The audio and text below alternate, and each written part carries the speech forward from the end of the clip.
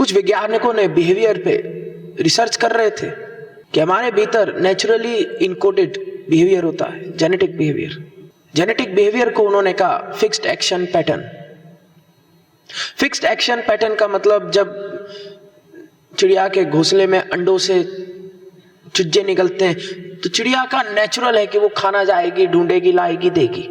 एक चिड़िया को ममता सिखाने की जरूरत नहीं है। जब एक चिड़िया प्रेडेटर को देखेगी, सांप को देखेगी तो अपने आप उस पर आक्रमण कर देगी, उसको सिखाने की जरूरत नहीं, नेचुरल है। उन्होंने और फिक्स्ड एक्शन पैटर्न को स्टडी करने की कोशिश की।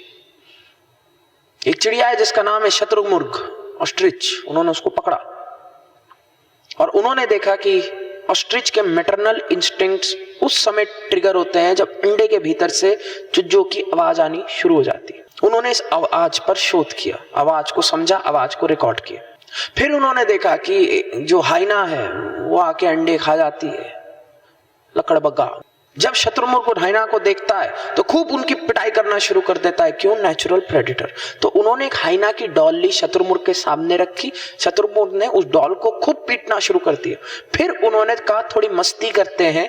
जो अंडे के भीतर की आवाज थी, हाइना के भीतर वही आवाज उत्पन्न की और उन्होंने पाया कि शत्रुमुर्ग आक्रमण करने आया, लेकिन जब आवाज सुनी तो कंफ्यूज हो गया और फिर उसने उस डॉल को ही ममता दिखानी शुरू कर दी कि एक तो है हमारे FAP, एक तो है हमारा फिक्स्ड एक्शन पैटर्न, और दूसरा है कि एक इंसान के फिक्स्ड एक्शन पैटर्न को समझना और फिर उसको मैनिपुलेट करना।